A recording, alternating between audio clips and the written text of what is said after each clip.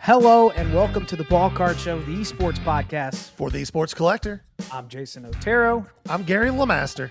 Season 6, episode 18, summertime is right around the corner. Gary? Yeah.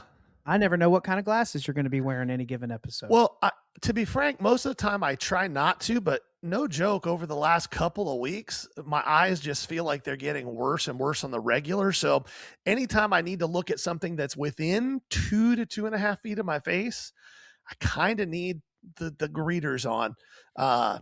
So here we are. Do you want to hear what I think about that? Or I know I need to go to the eye doctor, and I agree with you.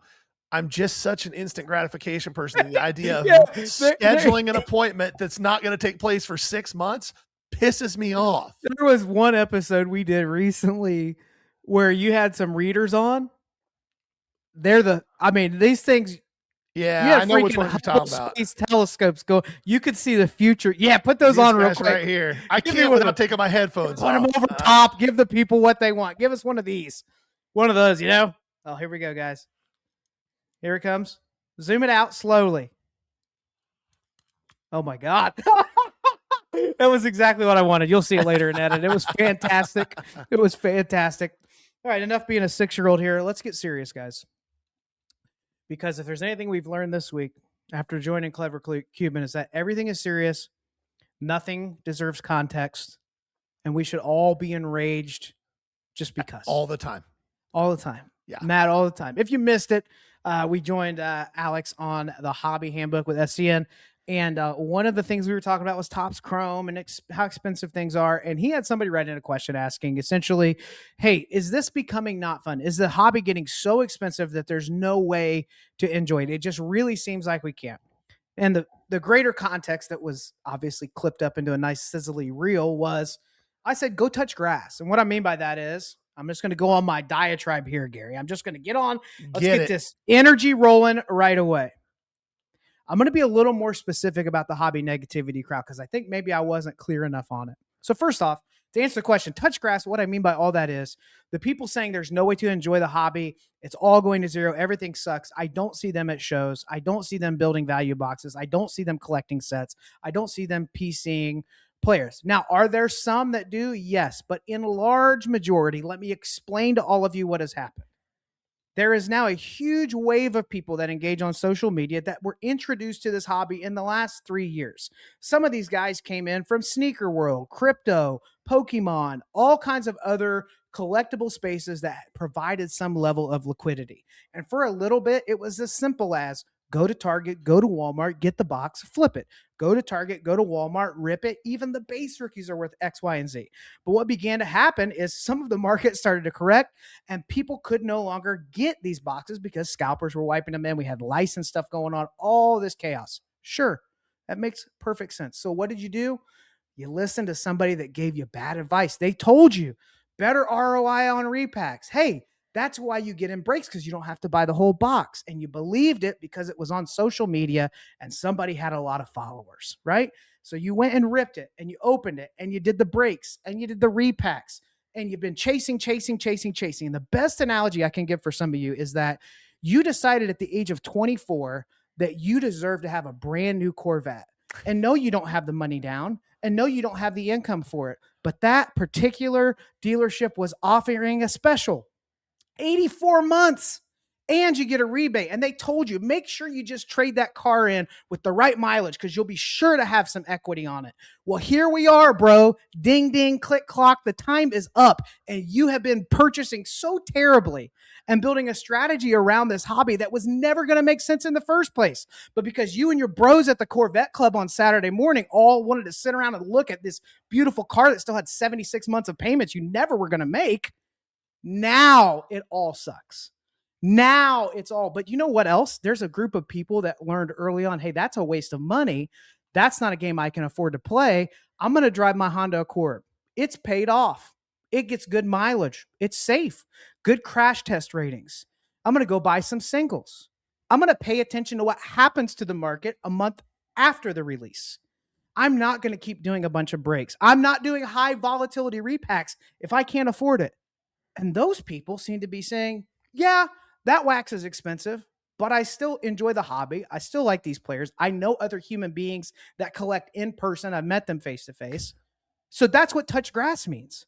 If you are determined that the only way that this will be enjoyable is if there's some way to guarantee that you're getting more hits for a lower price and you're going to hit the jackpot, you're going to stay miserable because mathematically it's never going to work like that.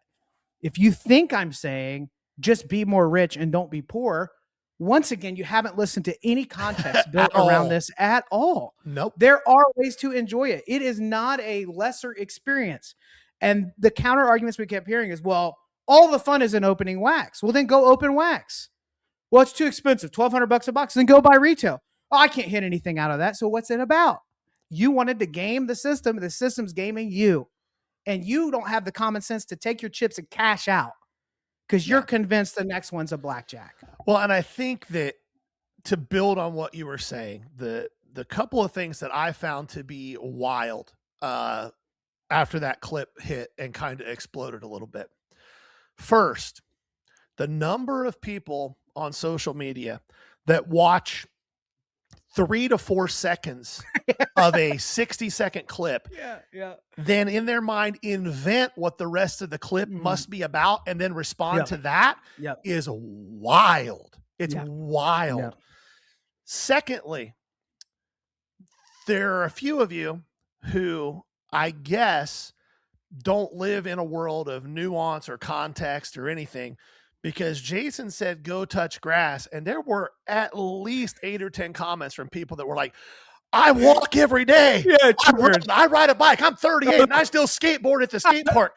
No. Professionally skateboard 10 hours a week. Yeah, What he said. What are we talking about? Yeah.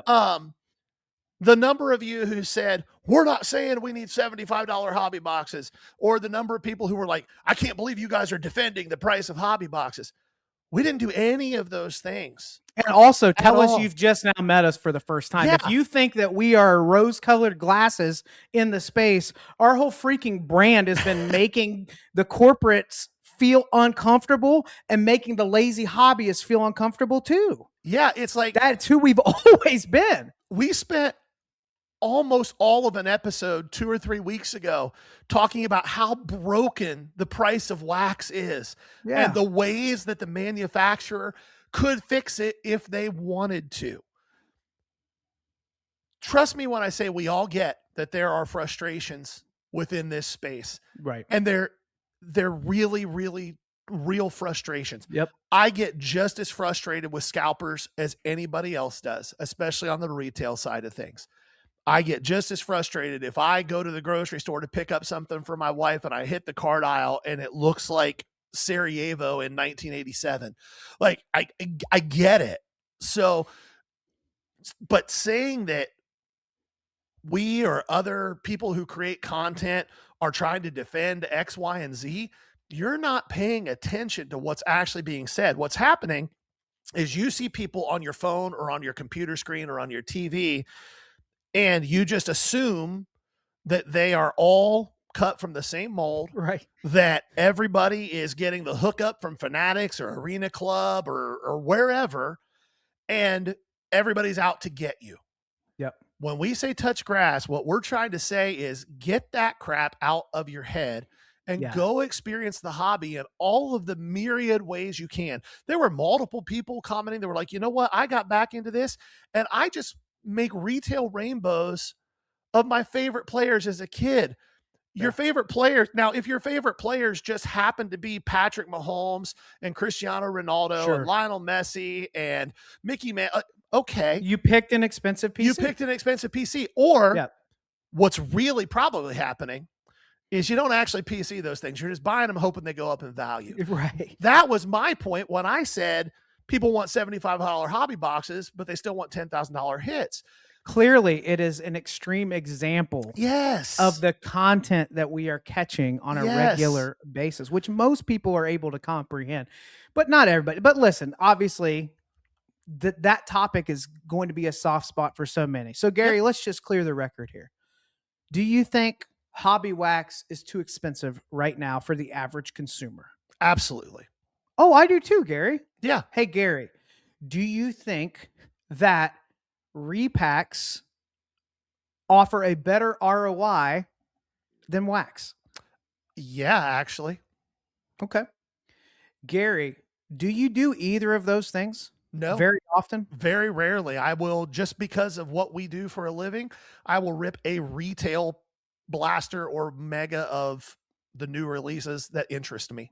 I do have a big announcement today. I'm probably the only one talking about this pre-order. It's here, baby. You know exactly where I'm going. Platinum anniversary, baby. So Jason will rip that. I will probably buy a case of Hobby. I'll probably rip a case of Hobby. That's it's a 55 throwback, the horizontals. Is there a price point for it? The pre-order was somewhere around 130-ish. So not crazy. Look, hey guys, there's a reasonable hobby box with potentially good hits in it. Now, what happens to that number by the time this releases? Well, that's crazy. But here's an example of, I have learned there's certain products where I find the value in them that are priced reasonably.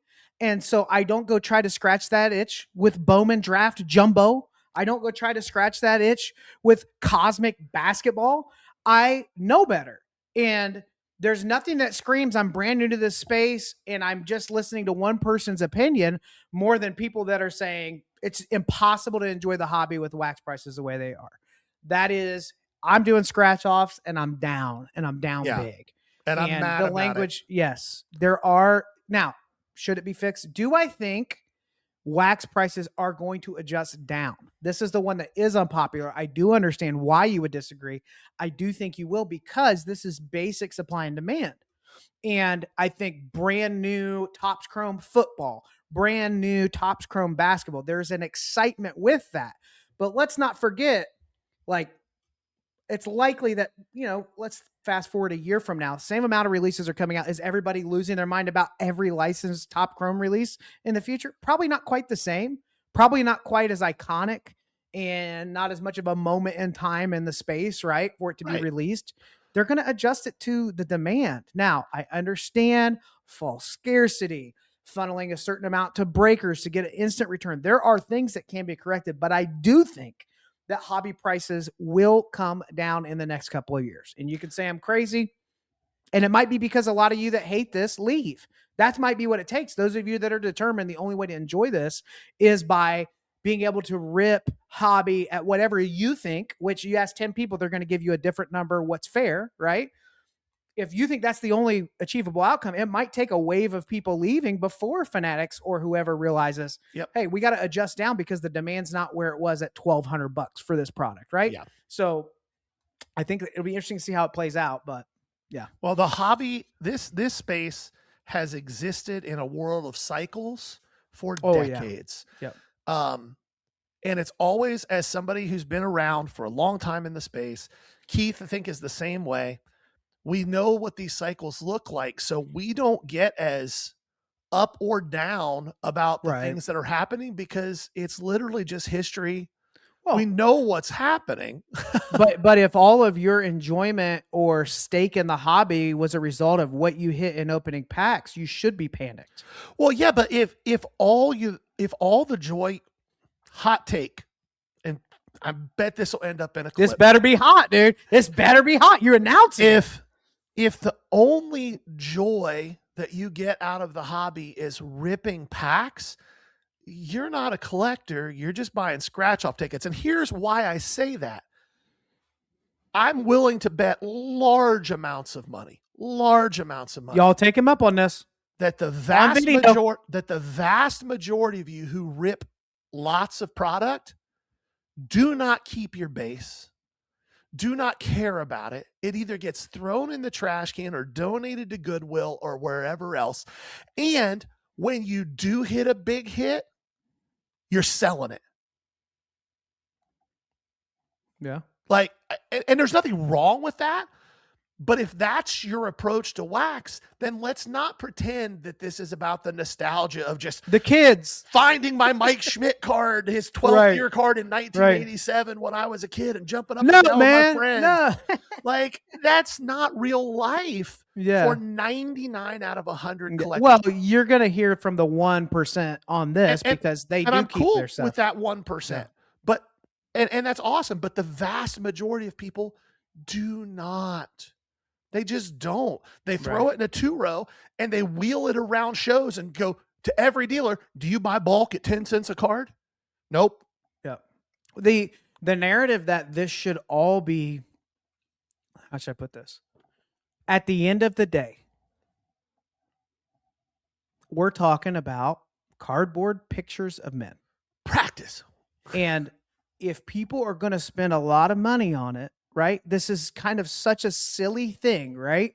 This is a luxury. I know that's like a cuss word right now in the space. This is not a cheap hobby. It is designed for disposable income, because I'll remind you, these are cardboard cards of sports athletes. That's all this is. Yep. This is not food and water and shelter and clothing. This is not insurance. Yep. This is not a 401k. Yeah. This is play money going into pictures of athletes in the league or previously.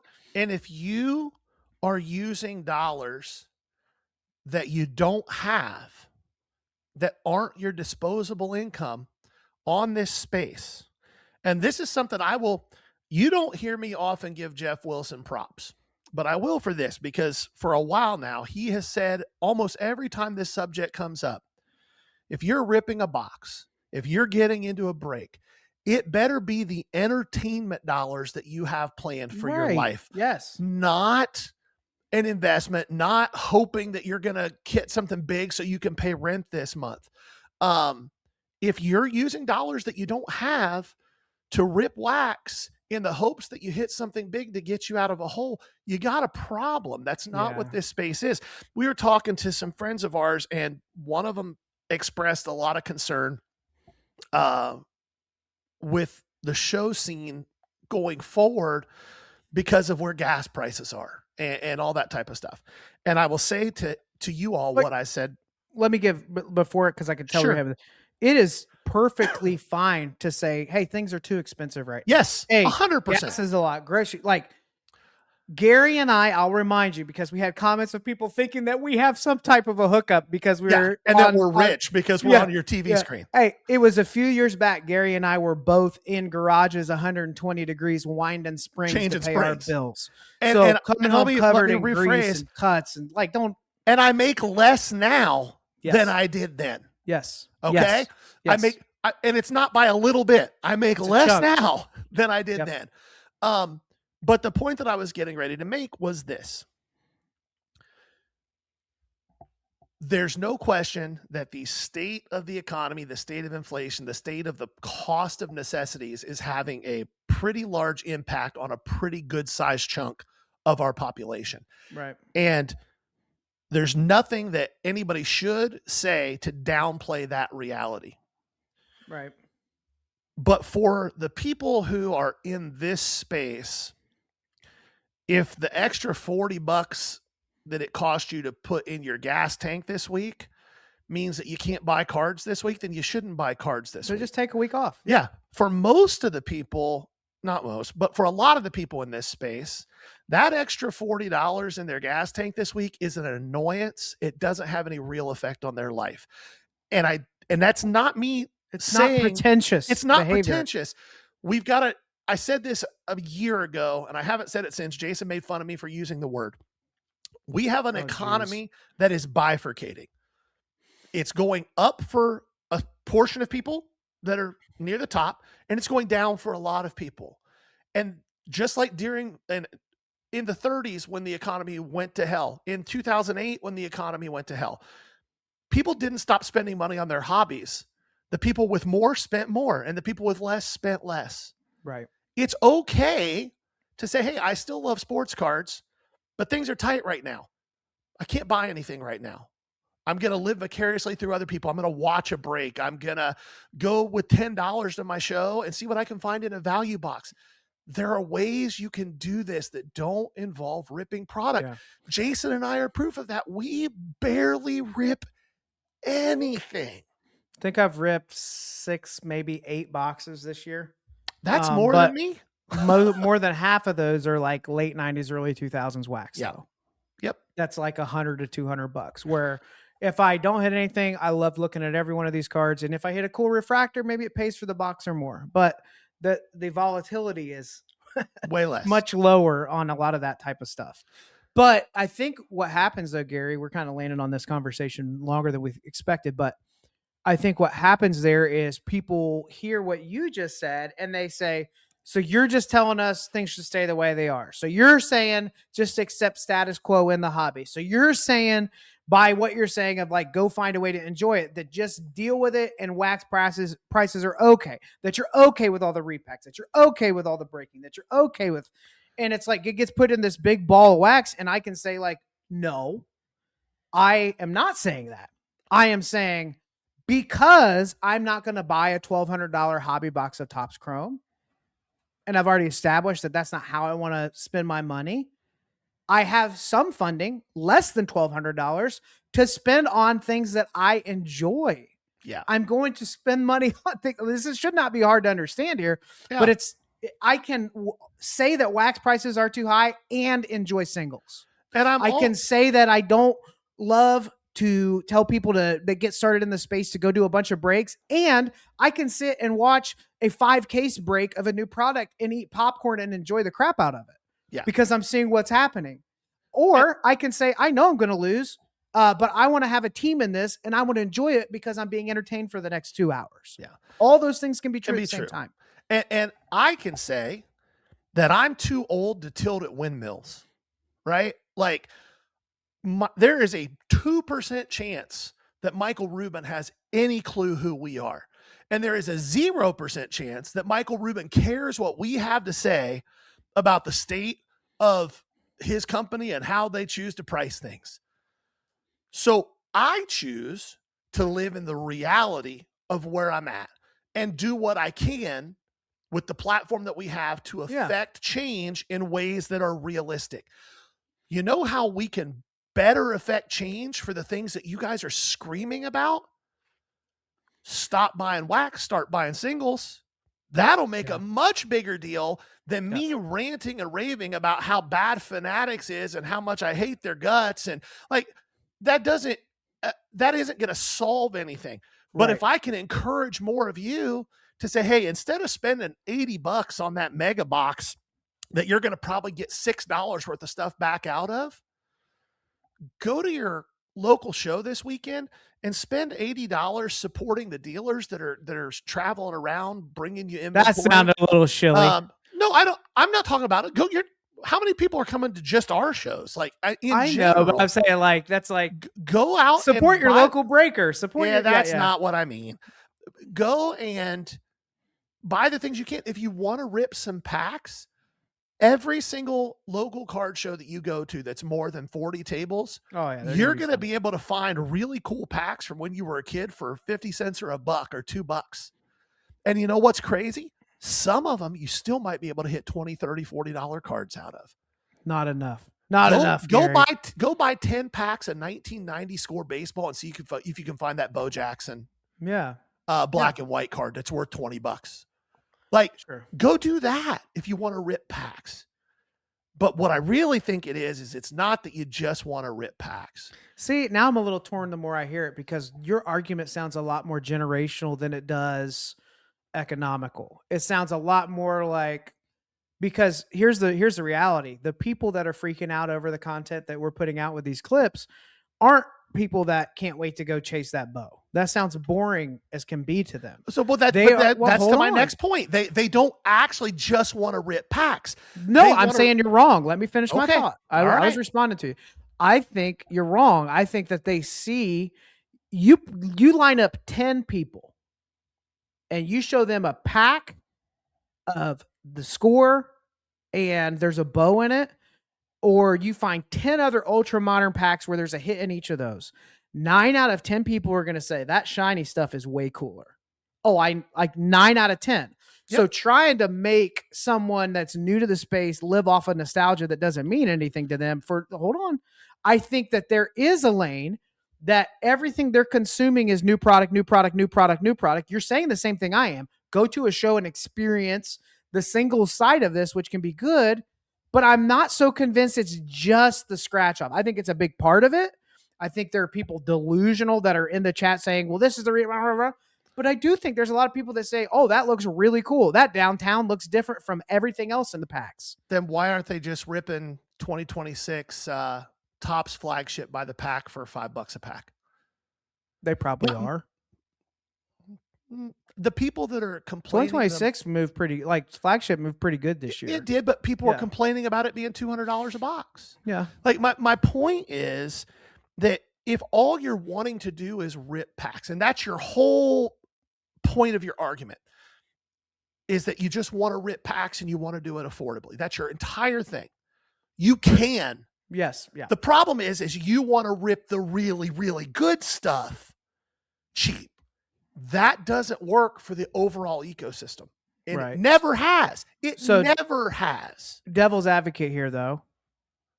You are agreeing that somewhere between $75 and $1,150 is the right price for Topps Chrome football. Of course. So how would you, for those that just stumbled onto us from that clip, how would you solve the problem of wax prices right now?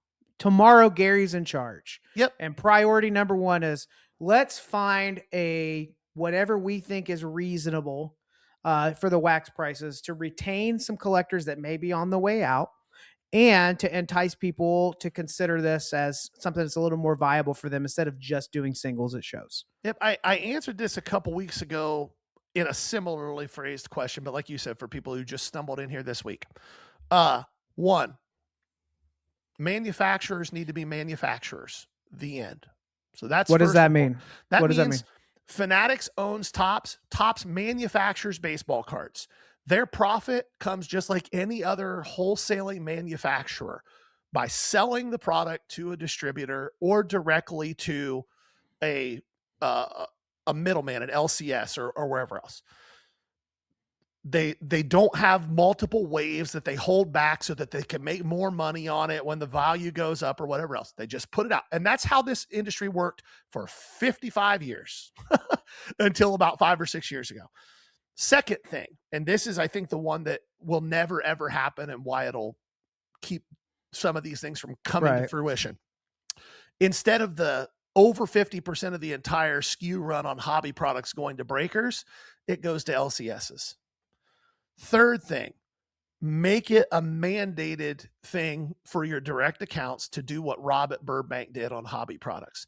If you're buying this and you want to walk it out of here with the seal on it, it costs X. If you buy it and you're going to rip it, then we're going to take the seal off of it and you do what you want to with it. Third, set an MSRP and a balloon window on that MSRP that for the first X number of days, any retailer, including Dave and Adams, including Blowout, including Steel City, this is the price that it can be sold at within a 10 or 15% window, no more, for X number of days, 30, 40. Has that ever existed in the space?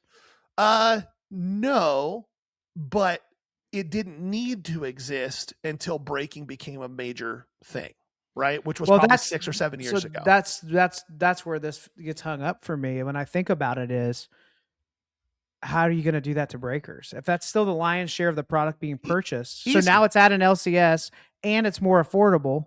How do you, are you going to regulate the margins for the breakers? Well, no, but here's what happens. The market handles that on its own. If most, and here's another thing that for people to understand, most breakers, now you've got your big boys that have direct accounts, a few middle range guys that have direct accounts, and then everybody else is buying this stuff from David Adams, from Blowout, from wherever. When hobby boxes of National Treasures were $300, breaks were happening, and those breaks were netting $600 or $700, right? Because the public knew these boxes are $300, right? Right now, the public knows these boxes are $12,000, $15,000, $10,000, and so breaks are, in that point. You force breakers to buy the same way everybody else does, and then the public decides how much they're willing to pay over that for somebody else to rip the product. That's how it's always worked. Well, I'm saying it won't work. Why? I'm because there, if you think that even 20% of people breaking are spreadsheeting the value of the box versus where their spot should be, I think there's you're missing out on where most people live in this space. No, the vast hold on. Oh, okay.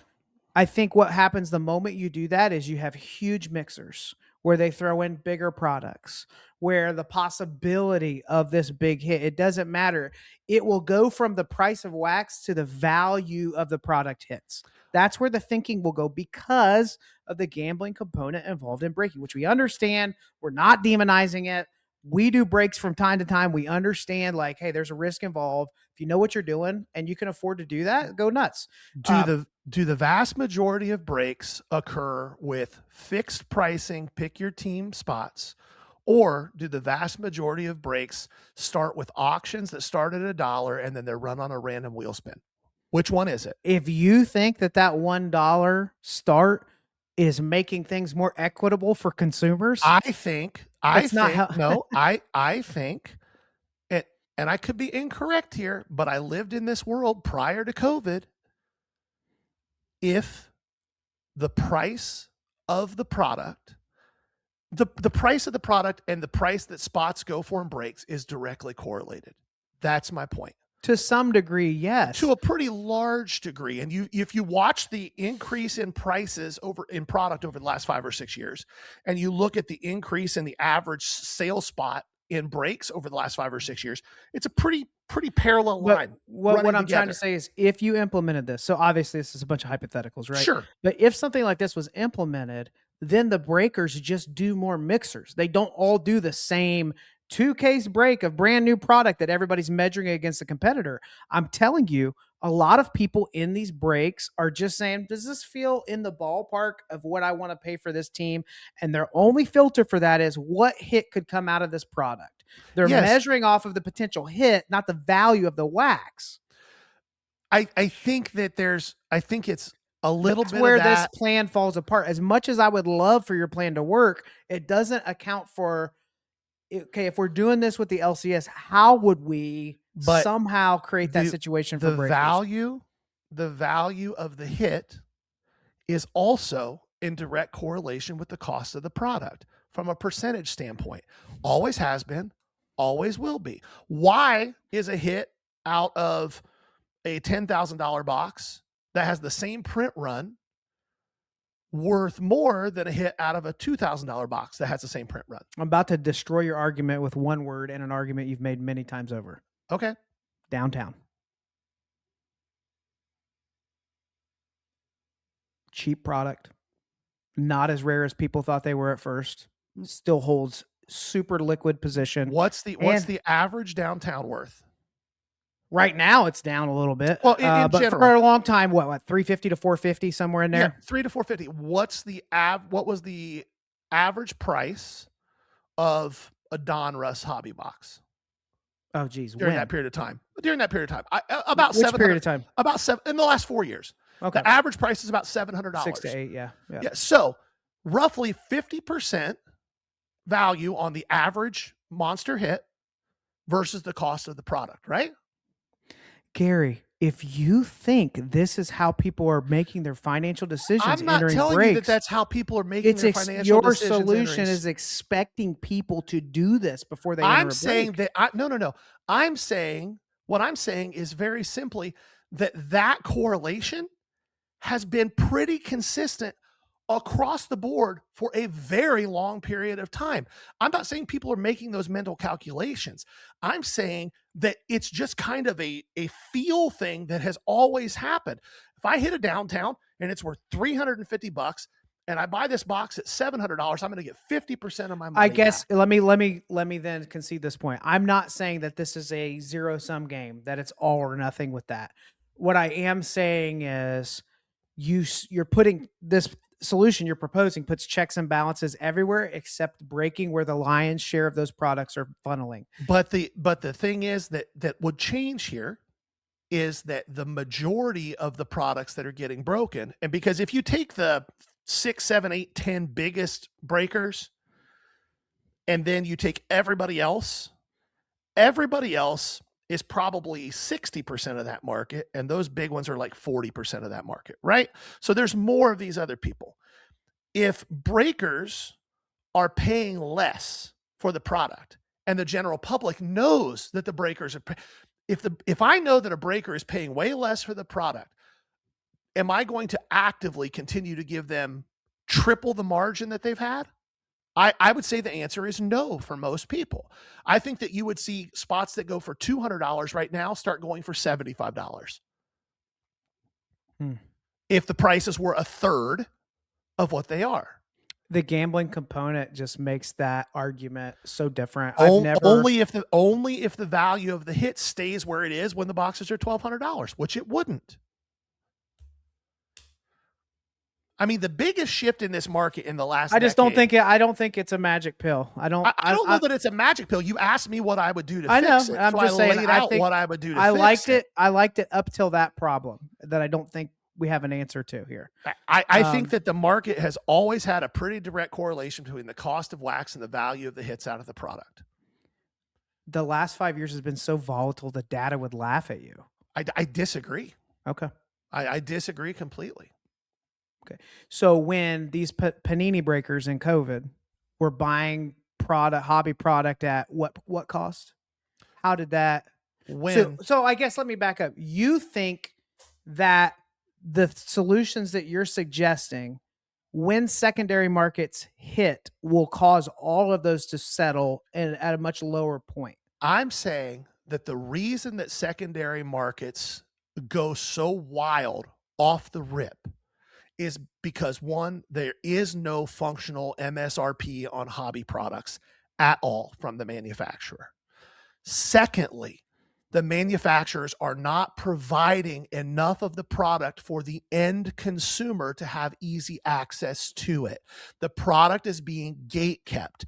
So until you remove the gate kept product and allow the average consumer to buy the product at a price point that you can stretch the price point, but you don't have to make the price point to what right now what's happened, and it happened with Panini and their distributors in early 2020.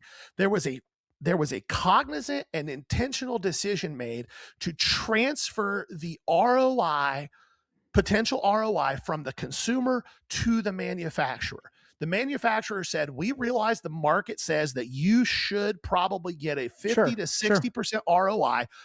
We want that ROI. So now you're going to get a 10% expected ROI. That was a conscious decision by a manufacturer to transfer the ROI risk. Until that conscious decision gets readjusted, you can't fix anything. All of the solutions that I'm proposing are premised on the idea that the manufacturer says we're going to be a manufacturer. So then here becomes my question.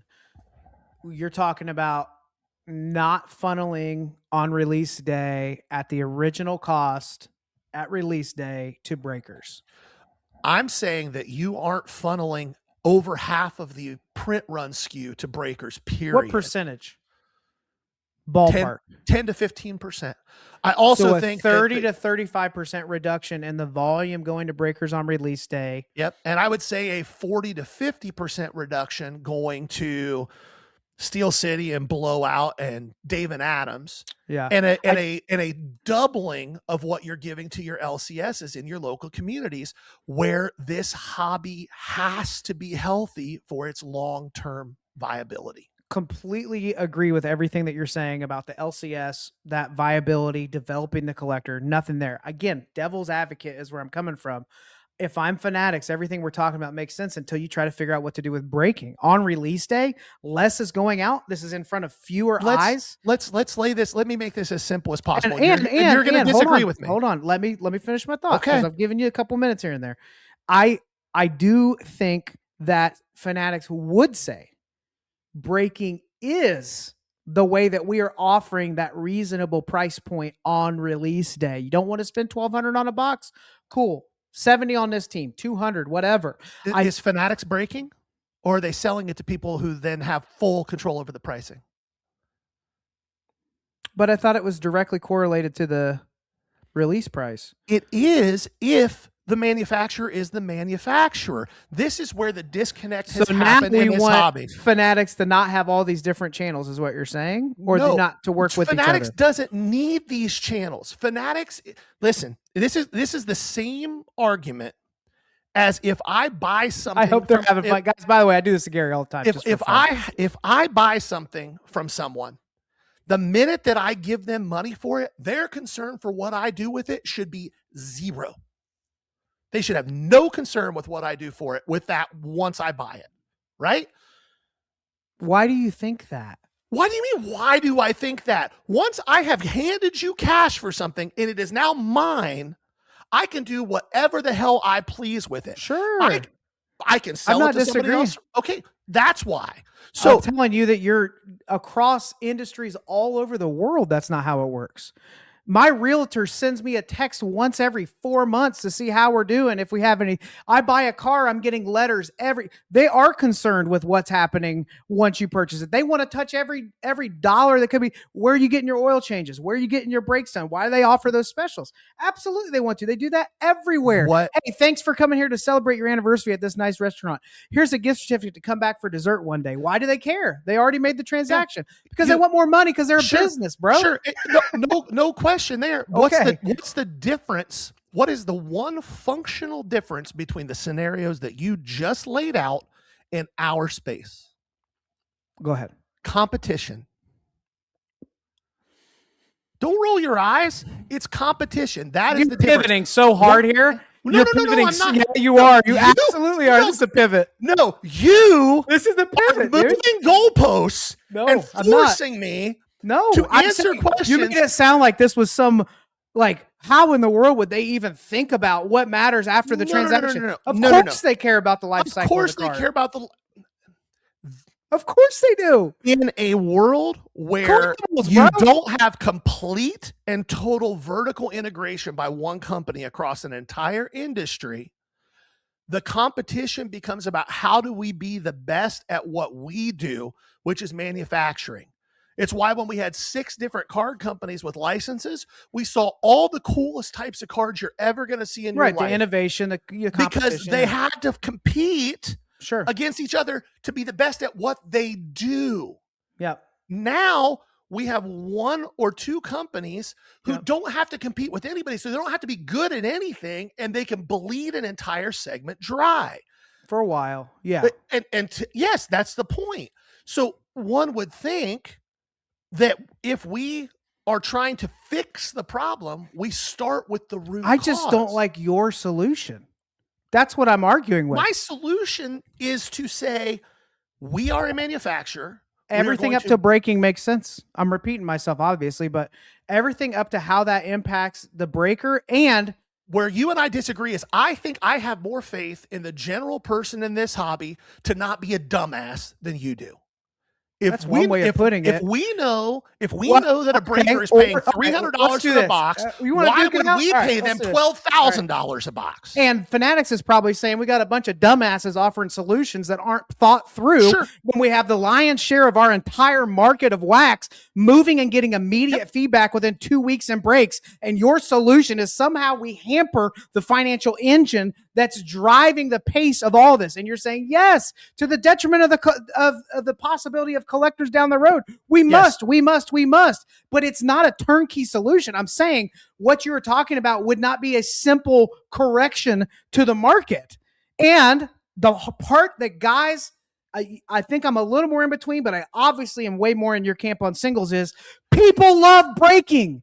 There are people that love this stuff. Sure. They can't wait to do it, and they can afford it, and they keep doing it, bro. Nothing, not a single thing that I have said, not one thing that I have said is let's get rid of breaking. Not one thing. But what you're talking about doing would disrupt it to a level where I'm like, sure, while we're at it, why can't we give everybody their own MLB debut patch? While we're at it, why can't we give everyone a free hobby box once a year just because we're nice guys? Yeah, there's more to it than that. It's way more complicated than what you're saying. Of course it's more complicated than what I'm saying. We're on a podcast. You asked me a question that I needed to answer in 3 minutes. I just didn't like your follow-ups. I didn't like your follow-up. And I know this, like with our people, I'm about to get lambasted in the comments on this. I understand that. I'm 100%. just playing the devil's advocate. I've not heard anything that would, if I'm Fanatics, I have not heard a solution to a huge part of our engine here. There is not a single, that goes back to what I said before we started any of this. Fanatics has absolutely no incentive to make any of these changes outside of, are we looking further than 24 months down the road? That's the only incentive that they have. And I don't know that they are. So I think the things that we both agree on that are actionable is at least writing the course somewhat on the representation of the local card shop. Yeah, like absolutely. What value it brings. You know, we brought it up last week. There's a reason Upper Deck still to this day finds that to be so essential that if you don't have a brick and mortar, you have the biggest breaking company in the US and no brick and mortar. Sorry. Yeah. It's just not how it's going to work. Yep. There's a reason for that. There's decades of experience baked into that decision. Yeah. So I do agree with you there. What I'm trying to push back on is it seems like people that have a lot of critiques about this think there's a simple solution here when a market is hotter than it's been in ever. And you have economically in our country, that bifurcation you're talking about is more prevalent than it's been in almost 40 years, probably since 2008. Okay. Yeah. That'd probably be the last time. 20 years. It's been more recent than that.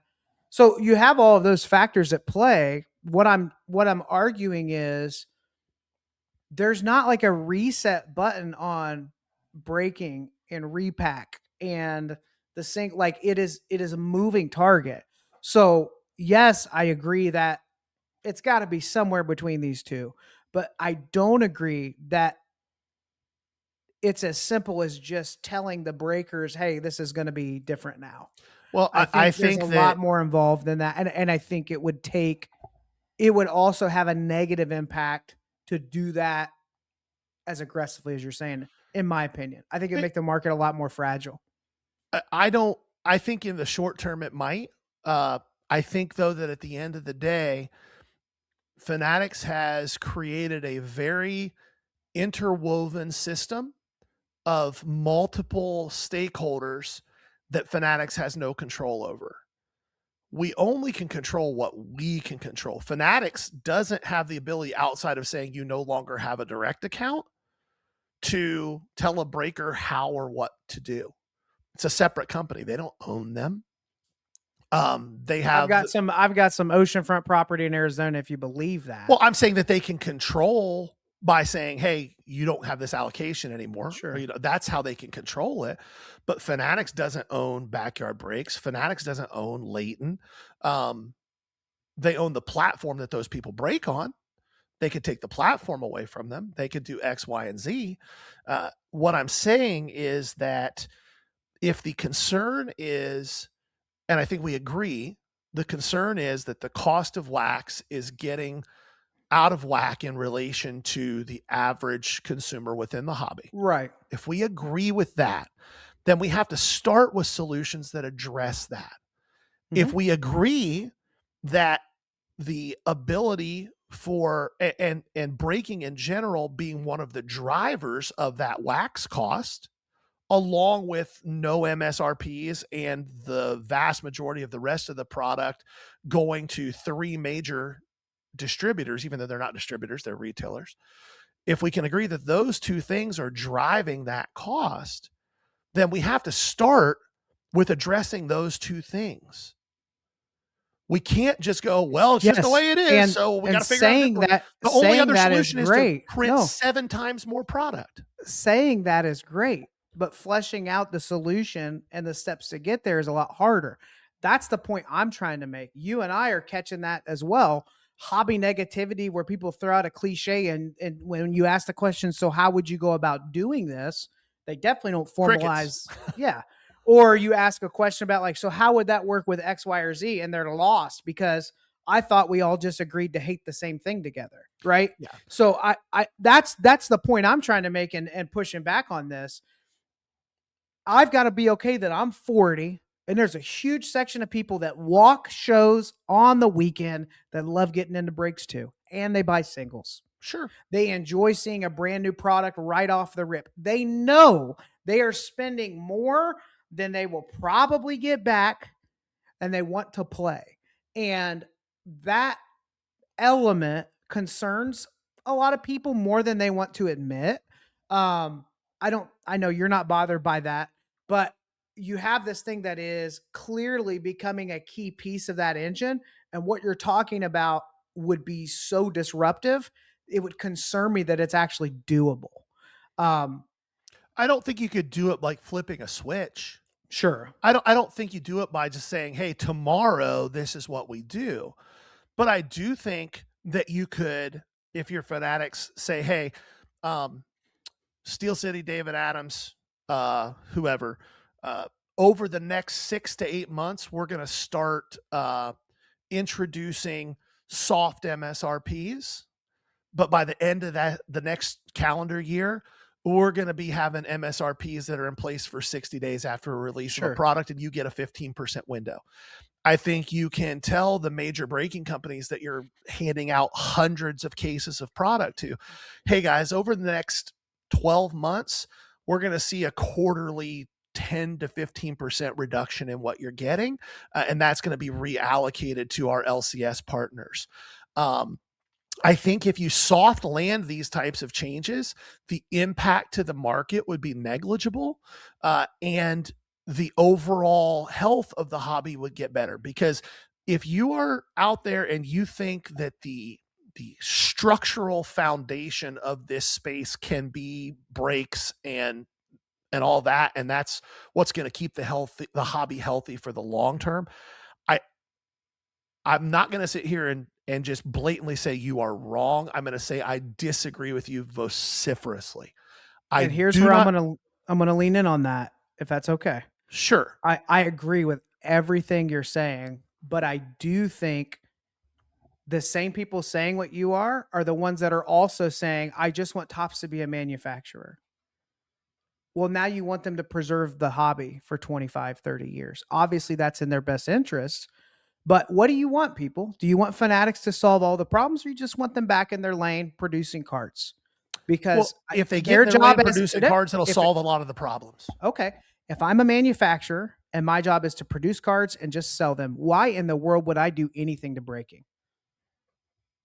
Why would I change a single thing? They're not changing anything. This is where I think you and I are talking past each other on this. I don't understand how you're not hearing what I'm saying. They should be making some of those changes too. But what would incentive, if it's just a manufacturer, you're saying that they won't have people to sell to in 10 years or enough if they don't make those adjustments, right? You're saying it's not sustainable. Correct. Yeah. What I'm saying is that from a long-term standpoint, the health of this hobby has been and always will be the local card scene. That includes your local card shows. That includes your trade nights. That includes your LCSs. That includes the communities that you build on top of to create these behemoth companies that are raking in billions of dollars. And again, let me make it very clear. I have no problem with any company making as much money as they can make. Sure. That's not what I'm saying. This is not a communist manifesto. Right. What I am saying is that if you're building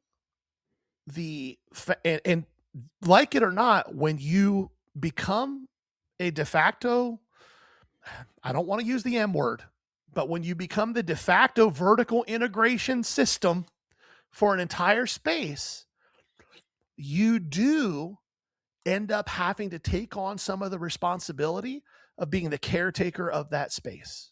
I know, but you were just saying you want them to quit doing that and go back to just focusing on manufacturing, right?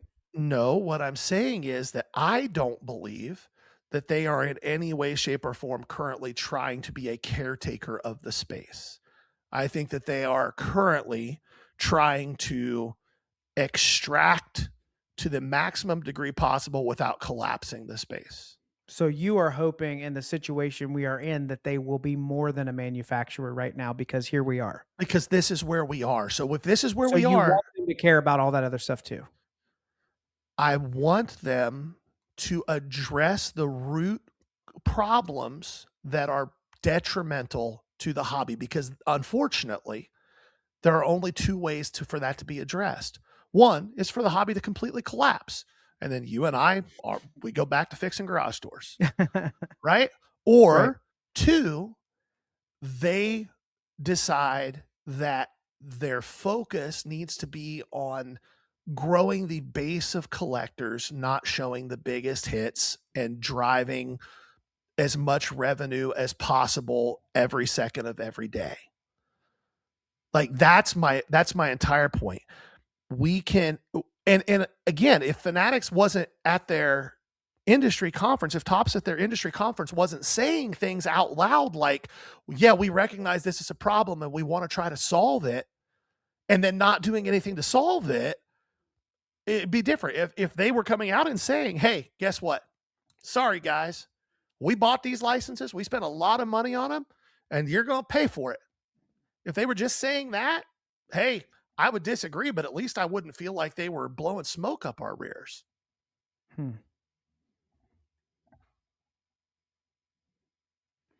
I think there is a tendency to have a quick solution for all of this, but the point I'm trying to make is, in one breath we can say we want them to focus on manufacturing, and then in the same conversation we're also expecting a lot more too. So the reality is we're already here.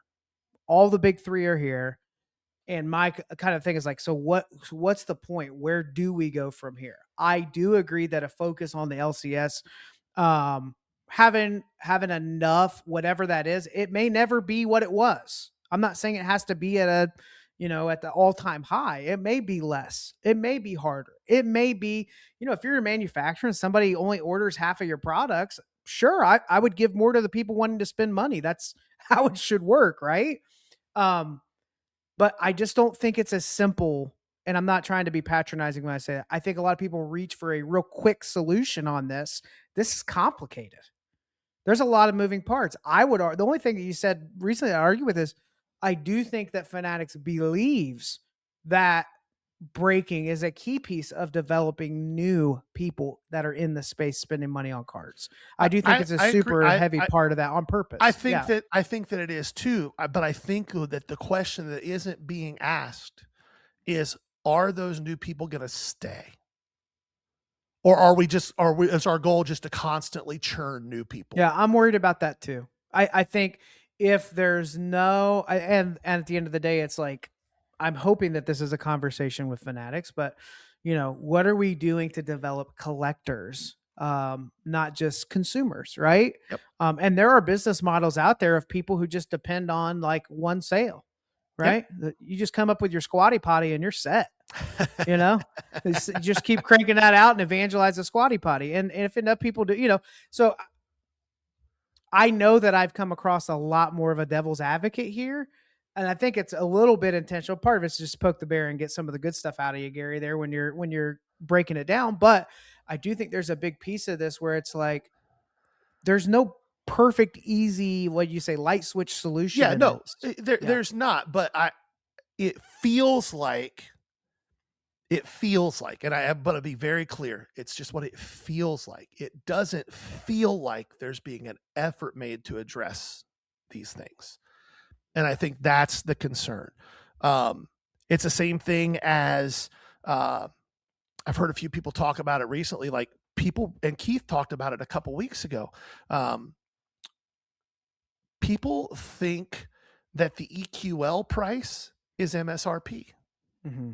It is not. That is the scratch off lotto ticket price that Topps puts a very small amount of available. And if you get lucky, good for you. Right. Topps doesn't have MSRPs. They outside of retail for hobby SKUs. Topps is saying, hey, market tells us. Yep. And they say that because they're holding back a chunk of product to shove back down people's throats at that market price. Mm-hmm. Yeah. So yeah. Anyhow. Well, that was supposed to be a 10-minute conversation. Yeah. And here we are an hour in. Change the subject. You lost, I won. Change the subject. We'll agree to disagree. Take that L? Nah. I don't even know what we're arguing about anymore. Oh, landing point. on this, we both agree that at this point, with the way things are, this idea of Topps only existing as a manufacturer can't, and it's not we without expect competition. more than Yeah. that from Topps at this point, Yeah. right? Yep. Yeah. So they do need to be thinking about the preservation, and the reason you're saying that is because you have the big three. It's completely up to you. Like, we integrated. can expect a lot out of Panini, but the Yeah. licenses are hanging out with you guys over there. All right. Let's do a quick update. Let's go to Delaware, to Neuhart Cards, before Gary gets too much more worked up. His blood pressure, I'm sure, is through the roof already.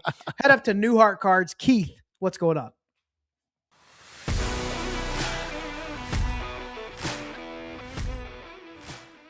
Hi, this is Keith at Neuhart Cards, and this is Shop Talk. I want to talk briefly about two different topics here, completely separate. One is the proposed purchase of eBay by GameStop.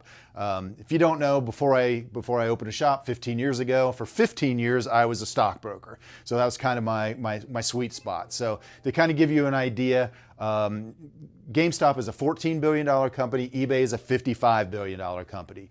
GameStop does have a $20 billion line of credit set up, which means they're still going to be $25 billion short of making that purchase.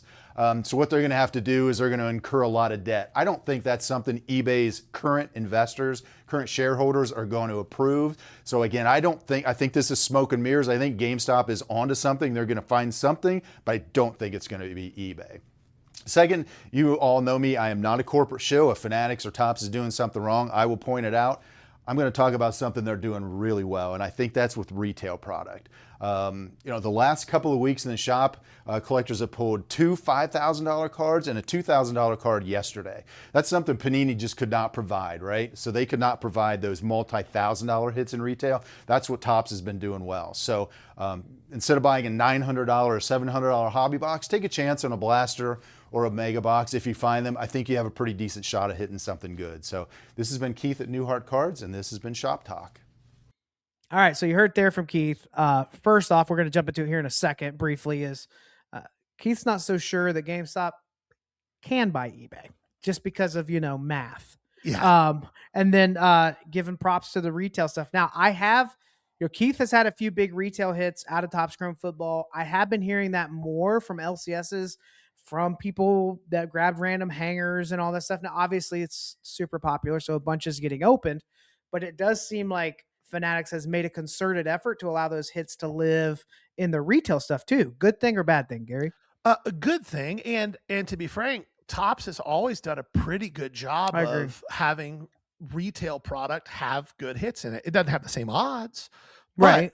They're there. They're in there. Yep. I pulled back when he was the number one prospect in baseball. I pulled a Anthony Volpe 1/1 super out of a retail mega box.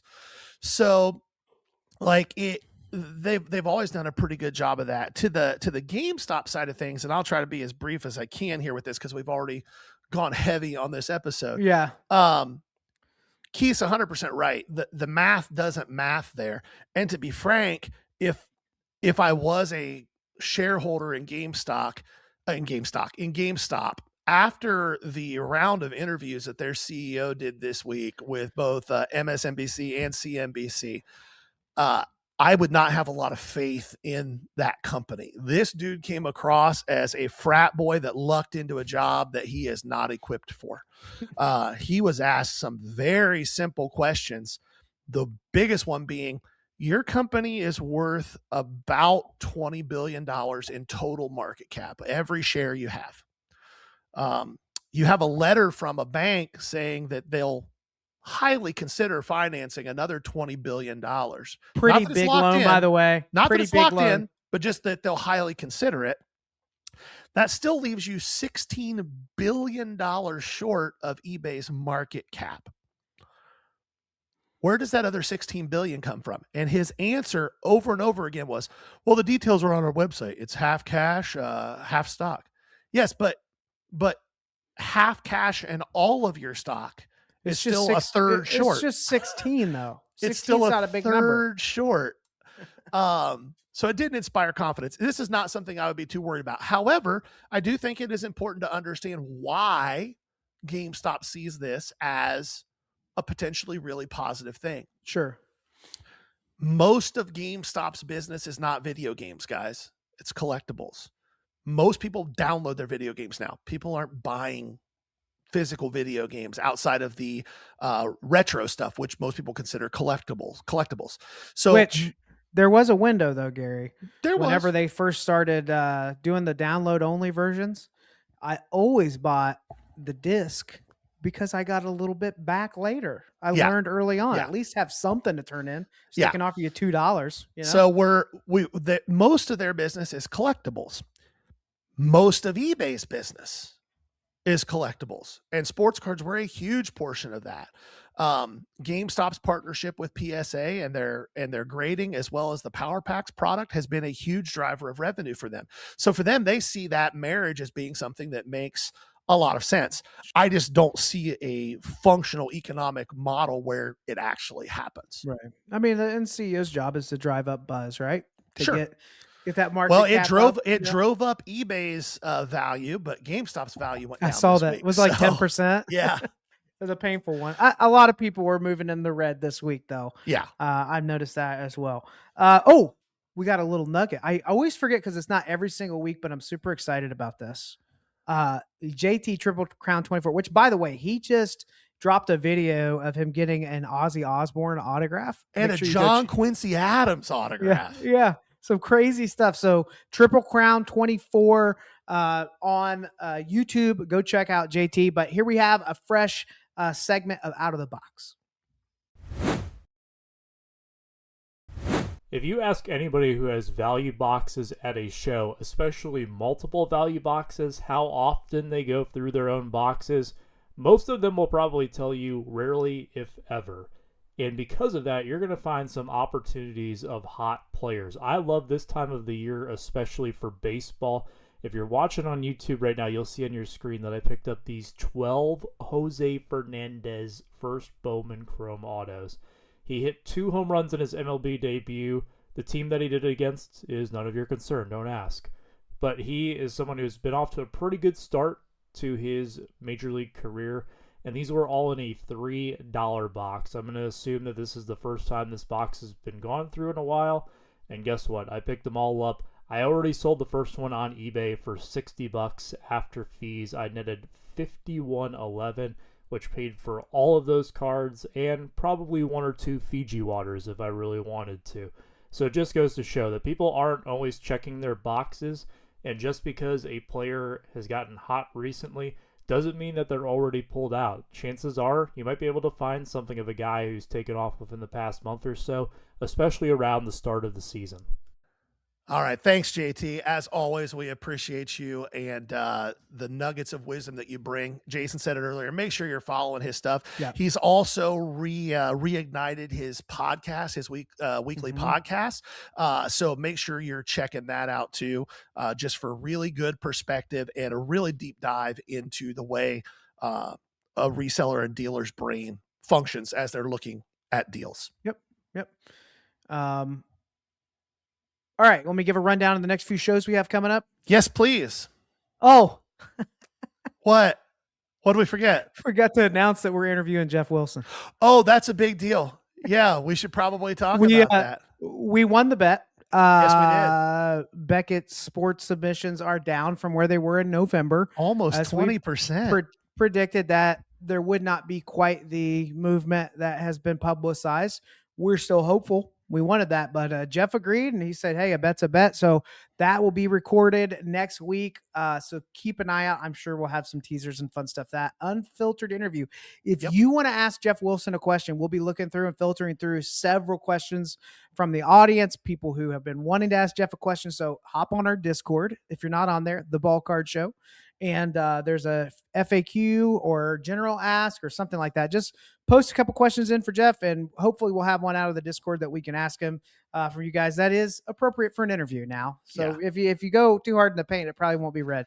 But thoughtful questions that are direct are more than personal welcome. attacks. We're not doing any of that stuff. I've told multiple people this week that have been excited for us and kind of thinking that we were going to come in here just swinging at the knees. I don't know Jeff personally. Neither does Jason. Therefore, I will not be making any personal attacks against Jeff. Right. Everything else is on the table. We will talk about his influence in the hobby, how he uses it. Like all those things are on the table. There will not be anything else though. Yep. Rundown of the next few shows we have coming up. It's going to be busy May through June.